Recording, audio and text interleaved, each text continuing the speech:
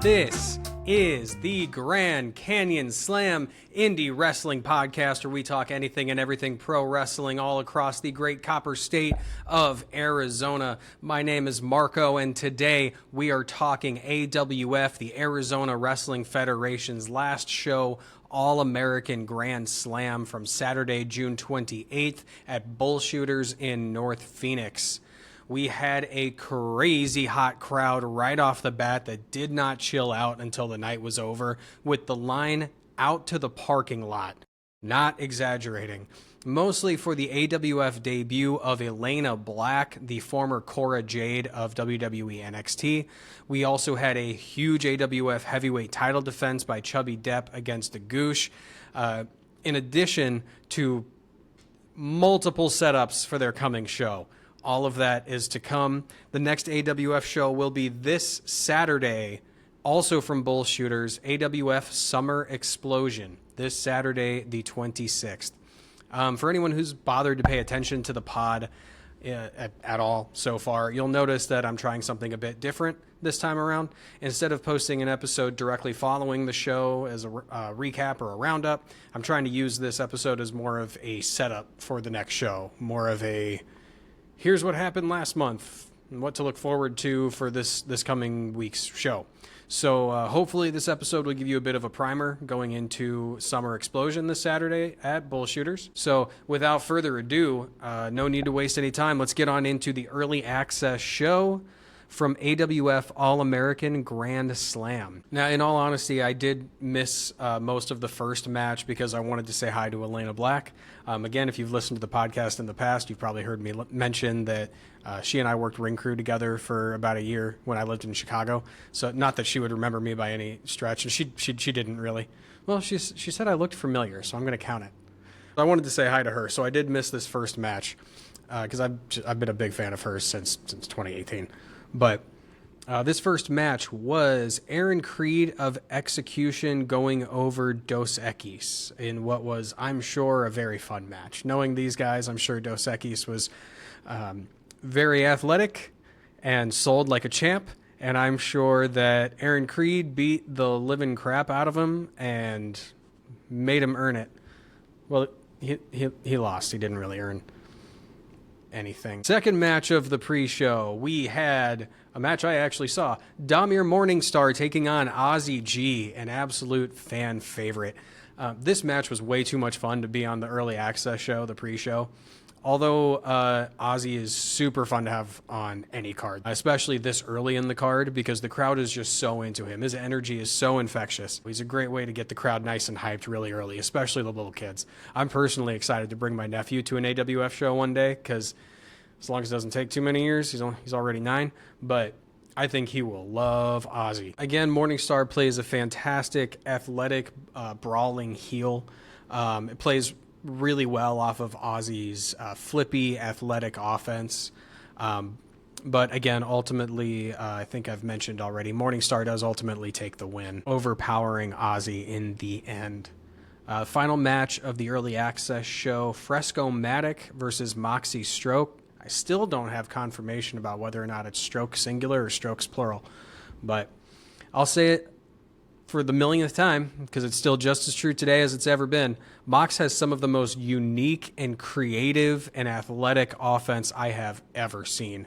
And it was contrasted perfectly in this match by Fresco-Matic's straight-laced, no-nonsense brawling style.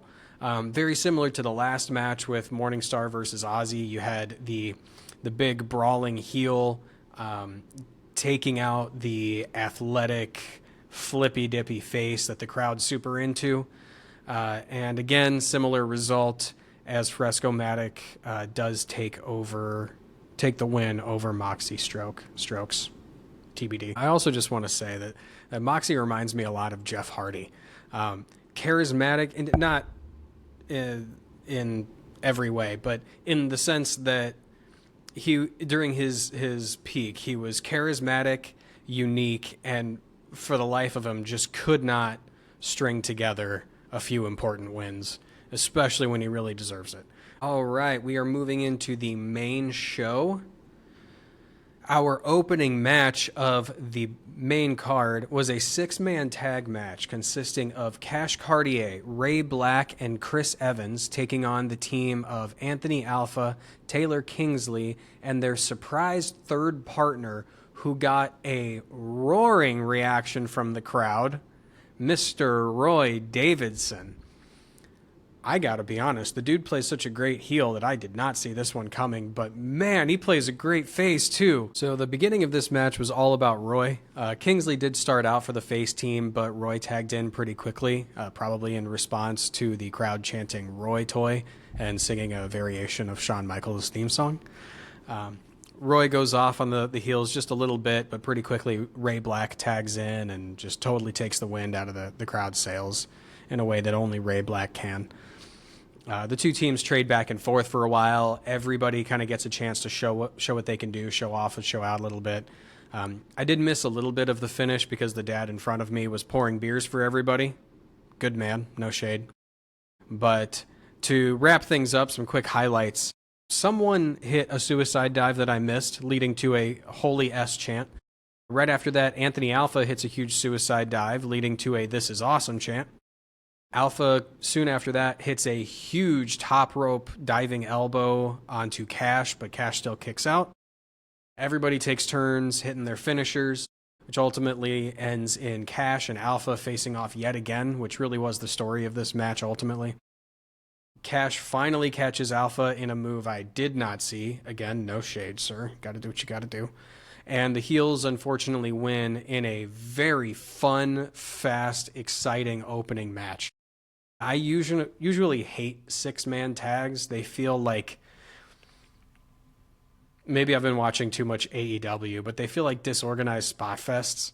And this is how to do it properly. The spots all had reasons within the context of the story, such as Alpha's suicide dive to clear the ring. Everyone got their moment in the spotlight, even when even the losing side looked fantastic. A note I took during the show is AEW could learn a thing or two from this match. So yeah, very fun match with ultimately Cash Cartier pinning Anthony Alpha for his heel team, also consisting of Ray Black and Chris Evans, to take the win. Our second match of the main card was, well, it was a match, but it was Gabe Roca's Youngblood Challenge. I'm not exactly sure what the rules of this challenge are, but I assume it's see how long you can last in the ring with Gabe Roca. And the challenge was answered by Rudy Rogers, a very technically sound and character-driven wrestler from what I've seen, which is not very much. I'm sure he can do more, and I just haven't seen his full repertoire. But here tonight, he was playing a pissed-off, ready-to-go Canadian, and the crowd wasn't having it. The crowd was very much into Roca. I love Roca's look. As a casual MMA fan, I love when you get that vibe in wrestling. It just brings some added legitimacy to everything that they're doing in the ring. And as a Rick and Morty fan, I'm a huge fan of Rudy's music. That was awesome. Look it up. Rudy's Canadian flag ultimately leads to a USA chant throughout the entire match, which was a bit obnoxious, but hey, as long as the crowd's having a good time, right? Rudy does try to grapple, but unsurprisingly, that does not pan out for him. He does a pretty decent job of brawling his way back, but Roca ultimately catches him in a chokehold, and the ref rings the bell when Rudy goes unresponsive.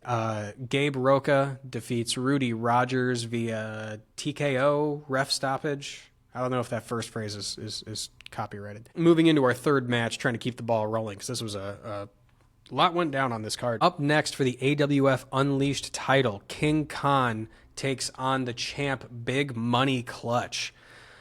Khan is literally the funnest doesn't sound right, but I think it technically is. Khan is literally the most fun wrestler that I've ever seen in real life. For anyone who's not familiar, King Khan is like watching a real-life anime character. I think that's exactly what he's going for. I hope, because if so, he nails it. Clutch is, as his name would imply, big brawler. And again, the defending AWF Unleashed champion. Khan starts out hot in this one with his super athletic and inventive offense. Again, there are a lot of really creative wrestlers on this card. This AWF roster has a lot of really cool, energetic, and athletic faces. Man, this is cool. But I digress. Khan does start out hot, but it doesn't take too long for Clutch to take over with pure power and brawling. Khan kicks out of a couple big pins, starts to work his way back, has a little shout out for Ozzy G, hits some running elbows and a huge senton, but only for 2. I really thought he had it there. I'm not going to lie. I bit hard. I popped. Khan goes for a diving crossbody, but Clutch catches him and hits a beautiful body slam, but also for 2. I'm not really sure how these guys are still withstanding all of this. These guys are both looking like $1 million, kicking out of everything. But at this point, Moxie Stroke comes out and threatens Clutch with a kendo stick after their recent back and forth for the Unleashed title at a couple of shows. Clutch has screwed over Mox a couple times now. Clutch hits Mox.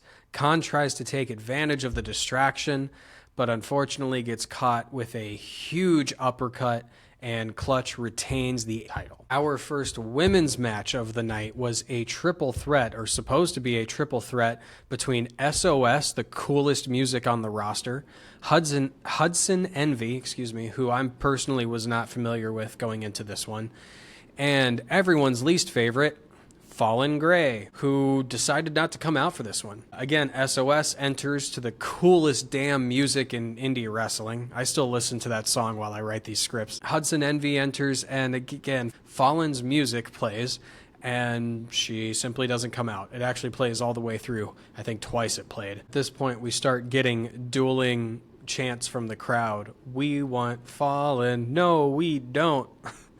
I'm not personally familiar with Hudson Envy, but she's clearly a pro. I wouldn't be surprised if she's worked with SOS before, because these two were just gelling. They were on the same page 100%. The two, SOS and Envy, work fairly 50-50 for a while until SOS goes for a pin, at which point Fallen finally runs out in street clothes, clearly not even planning to wrestle tonight, pulls the ref out of the ring to stop the pin, hits SOS with a single move that, again, I missed. Dad went back for beers. Again, no shade. But Fallen gets the pin, leading to a bull chant. I'll just bleep it out. It's fine. Sorry, kids. Which was an accurate assessment of the finish. That was absolute. So Fallen Gray pulls out the cheap win, pinning SOS in a triple threat that also included Hudson Envy. Our next match for the AWF state title was between challenger Alex Salyers and defending champion, everyone's least favorite bald bastard, I'm going to have to bleep that out too, JC Westerfield. This bald motherfucker is everywhere. I swear to God. And who's bald with a mustache? Bada the boopy? This match was the pro wrestling version of a street fight. The pro wrestling match version of a street fight. Obviously, pro wrestling has street fights. This was as close to a street fight as you could get while staying within the parameters of a singles professional wrestling match. I mean, there were rules. This isn't this is wrestling. But it was very punching focused, very brawling focused. This is very much something that you would see between two dudes in a street. They went out to the ring and brawled up the aisle until JC hits a huge big boot, to which the crowd responds with a "You have man boobs" chant, to which JC responds with a moonsault, which you should have earned him some respect, but instead he got a Tiggle Biddies chant. The chants must have gotten to him, because JC ultimately just hit Salyers with a chair to get himself DQ'd. But for the uninitiated to professional wrestling, a title cannot change hands via a disqualification finish. So JC retains the title by getting himself disqualified. Something called the champion's advantage to those, again, brand new to wrestling. Salyers goes to hit JC with the chair for a measure of his own revenge, but JC manages to dodge it, and to his credit, he's pretty quick for a dude with jugs. Pretty fast for a big guy. Up next for the AWF tag team titles, we had Aiden Colt and Marty Snow defending against Chase and him. HIM. him. This should be easier than it is. This isn't the wrestler's fault. This is my fault for being out of tune with pop culture. I feel like if I listened to music or if I like watched movies or if I like read books, I might know how to pronounce this, but I do not. And I feel as though it's entirely my fault for being out of touch with pop culture and humanity in general. I'm a big fan of both of these tag teams. Colt and Snow have a real Dark Order vibe, and I don't just mean their get-ups. I don't just mean their attire or their look. I mean their dynamic between them as a tag team. How you have one guy a little bit bigger, a little bit heavier set and more of a brawler. Another guy a little bit smaller, but he's not like always flippy smaller. He can do the flips, but he's more of a technical type. Just great heels, both of these guys, and I've seen them play faces as well, and they're great faces too. But fantastic heels here, playing off of a couple very young, athletic, flippy guys. I'm gonna go with him and Chase and him. He and Chase and he. And those two remind me of like the Hardy Boys or like Young Bucks, not far from a perfect comparison, but two flippy guys that are obviously incredibly athletic, very much incorporate that into their offense and play off of each other perfectly. If you've seen Paul London and Brian Kendrick, then you know what I'm talking about. That's a much closer comparison. I got to just read my notes, man. I had it written right here. Some notable moments in this one included a BTE trigger, or whatever you want to call it, a double knee from him and Chase. He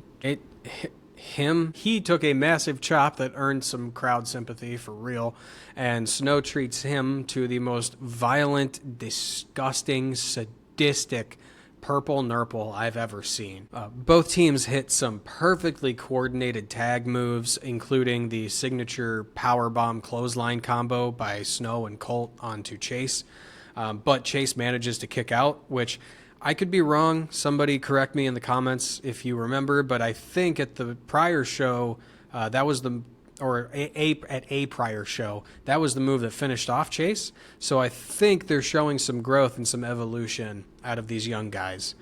But the crowd, including myself, really thought this was the end of it. We lost it. We bit hard.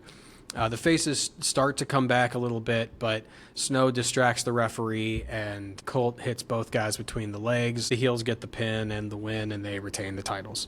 So yet again, tonight, we have a dastardly heel pulling out a win to retain a title. Very unfortunate night for the fans so far.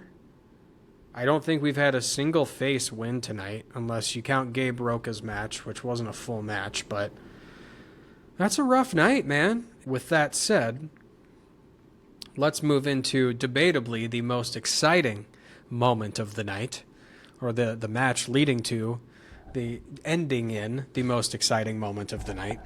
For the AWF women's title, we had defending champion, fan favorite, Brittany Brooks, defending against the former Cora Jade of NXT, now Elayna Black, in an amazing match that was a ton of fun because the crowd was super split down the middle. Elayna came out playing to the crowd, which was interesting to me because Brooks is a huge face in general, but especially here in Phoenix. So I was excited to see how the crowd that, again, was lined up out the door for Black was going to react to potentially Black playing the heel, but she came out playing to the crowd with a bit of an attitude, so it could have gone either way, but the crowd was really split down the middle during this entire match, and it was fascinating. Nobody really got booed. They were both just cheered relentlessly. Maybe I'm making things up that weren't actually there, but I'm like 90% sure there was some subtle storytelling in there. Maybe they were just trying to feel the crowd out at first, but that attitude that I saw Elayna give off really felt like, you can cheer for me now, but get ready to boo me one day. Slowly throughout the first half of this match, Brittany got more and more fed up with the crowd cheering Elayna rather than her, and it started to show. She got more aggressive in her offense, started to get a bit more defensive with the crowd, snapped back to some people that were rooting for Elayna, started to pull some hair, shoved Elayna to the mat in frustration. She was getting a little dirty, but the other half of the crowd was not having it and wanted to cheer for her no matter what. So it was a real back and forth with the crowd, ultimately culminating in both women getting to their feet. Elayna Black hitting a huge slam for 2. Tries to go for something else that I couldn't quite figure out what she was doing, but Brittany reverses it into a DDT, also for 2. Brooks hits some running hip strikes in the corner, still only gets a 2 count. Elayna pops out of nowhere to hit a massive second DDT for the win. Your new AWF Women's Champion, Elayna Black. Again, this means a ridiculous amount for me personally. AWF has a very special place in my heart. Elayna Black I've been following for 7 years now. Whew. I'm a huge fan of hers. I'm a huge fan of this company, and it is incredibly exciting for me personally and for the company as a whole to have this woman hold this title and be the face of this women's division. This is going to be so much fun. And if that weren't enough, our local favorite, Brittany Brooks, is going to be in the heat of whatever Elayna does here. Brooks lost her title and she is gonna want it back. And she was showing some fire. She was showing some anger in this match. There were layers to this. This is going to be fun. I personally had convinced myself that Elayna Black was just released a month or 2 ago. She's just passing through. She's just trying out all these new territories, all these new markets, getting her name out there. She'll go in, she'll put over the local good guy, and then she'll probably never show up again. I couldn't have been more wrong. She's the women's champion. This is so exciting. I cannot wait to see where they take this story. I can't wait to see how Brooks responds. I can't wait to see how these two interact. And I can't wait to see what Elayna Black brings to AWF. She has so much experience and such varied experience. It's going to be fascinating what she can share with the roster and what the roster can do with her. Now, I've gone on long enough about that match and about Elayna Black and Brittany Brooks. Moving into our main event of the night. The AWF World Title defended by Chubby Depp against challenger Goosh. Two huge fan favorites similar to the last match. Again, the crowd was very split down the middle, and the fact that Goosh can steal some of those cheers away from Chubby Depp says so much about how into him this crowd is and how much fun he is. He is one of the smoothest in the ring on the roster, and he works so well with Chubby. And Depp, I don't even need to get into it. If you've seen him, you're well aware of what he can do and how surprising it is, quite frankly, given his size. If you haven't seen him wrestle, you need to see Chubby Depp wrestle. He's everywhere. He's in Prescott, he's in Tucson, he's in Phoenix, he's in Mesa. Check him out. He is fantastic. Getting into the match itself, Goosh dances with the title before the bell rings, which pisses off Chubby royally. That gives this match a little bit of heat, something we probably needed considering that these two are both good guys, are both faces. And in storyline, we know that they're both friends. They get along pretty well. So adding a little spice to their relationship, just within the realm of the match, within the story of the match, was probably something very much needed. Some notable moments in this one. Goosh hit a beautiful diving leg drop for 2. Chubby landed a huge spear. Goosh comes back with a big running elbow and running knee combo, followed by a sick coffin drop. That whole sequence was phenomenal. Chubby, again, showing a little bit of that fire, flips him off. Chubby hits a massive slam that I could hear, but I couldn't see. Dad kept passing beers. Again, more power to him. And before Chubby can get the pin, he is attacked by everyone's least favorite bald bag, J.C. Westerfield. This match is ruled a no contest, and Chubby Depp obviously retains the AWF World Title. After the match, J.C. beats down Chubby until Salyers comes out with a 2x4 wrapped in barbed wire to defend Depp. J.C. dodges this shot, just like he dodged that chair shot earlier in the night, and sprints straight out the back door of Bullshooters, right into their back parking lot. Salyers gives chase right out the door, but as soon as he's gone, and as soon as his weapon is out of the way, two masked men run out from the back and continue the beatdown on Chubby. They slowly take their masks off to reveal that they are the two winners during the early access matches, Fresco-Matic and Damir Morningstar. Goosh slowly wakes up finally, and Salyers makes his way back. The two of them chase these guys off and save Chubby from an even worse beatdown. We get signs of respect between all three faces, but they pretty quickly dissolve into pushing and shoving. So ultimately, Chubby grabs a mic and makes a six-pack challenge for the world title at the next show. So at AWF Summer Explosion, it will be Chubby Depp defending against the Goosh, Alex Salyers, JC Westerfield, Fresco-Matic, and Damir Morningstar. Damn. AWF All-American Grand Slam was awesome. It mostly culminated in 3 heels getting big wins and 3 faces that got screwed over, one of which is the world champ. But all 6 of those men will be in a 6-pack challenge for the world title this Saturday at Bullshooters, July 26th for AWF Summer Explosion. Let's check out what other matches we've got coming up for that one. For AWF Summer Explosion, we again have the aforementioned 6-pack challenge for the AWF Heavyweight title. We have the AWF debut of Abaddon. Abaddon? I don't know. I've heard both, and I've also heard both is correct. Abaddon, formerly of AEW and Ring of Honor, taking on SOS in what is bound to be a rough match. These two are going to beat the crap out of each other, and it's going to be awesome.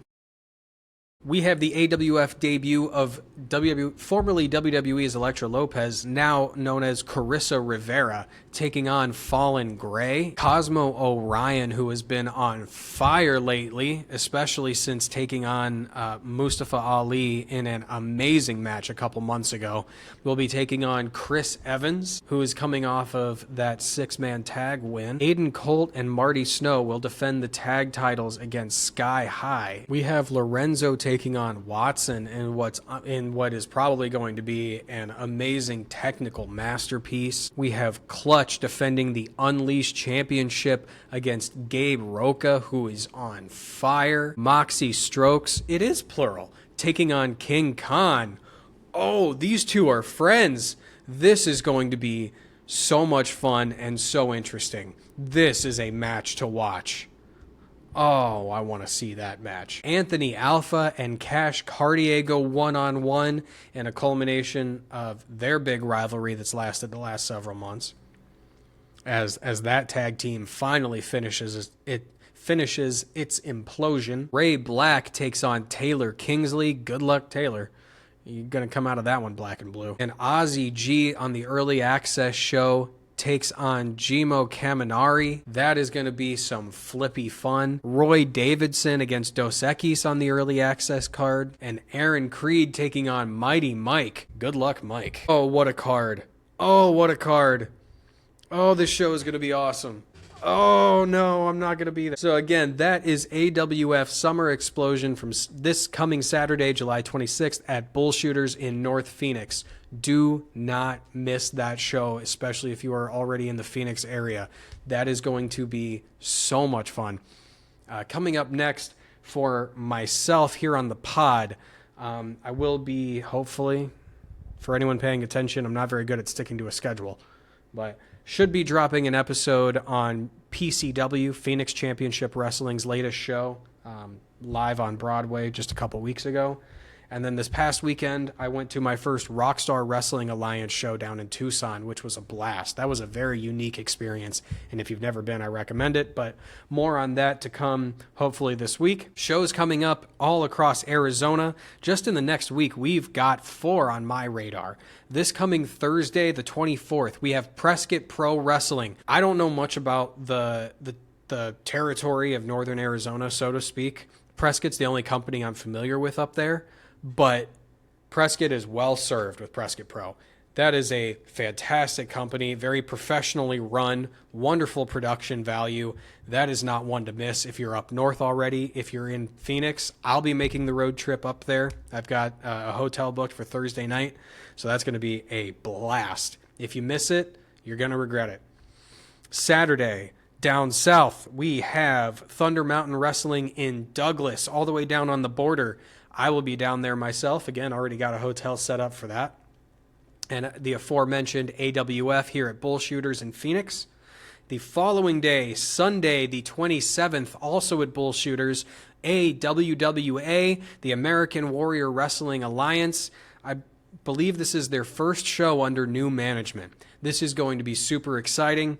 They have a whole lot of matches announced. I won't get into it too much, but I will be having an episode coming out about that one, along with Prescott and Thunder Mountain, all hopefully in the next week.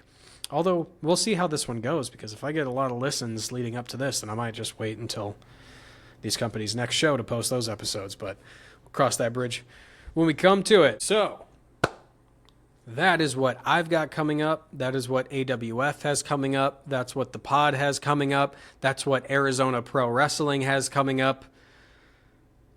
For more shows, follow the Grand Canyon Slam on Facebook and Instagram. Find the podcast. If you're listening to this, you've already found it, but find it again on Spotify, Apple Podcasts, and of course, YouTube. Please follow, like, share, subscribe, comment, rate, all those fun things. Any little bit helps a ton, especially as I try to get this platform a bit more established and off the ground. I greatly appreciate anything and everything you can do to support. Sincerely, from the bottom of my heart, thank you. All right, that is again everything we've got coming up. This has been the Grand Canyon Slam. Thanks for listening. See you at a show.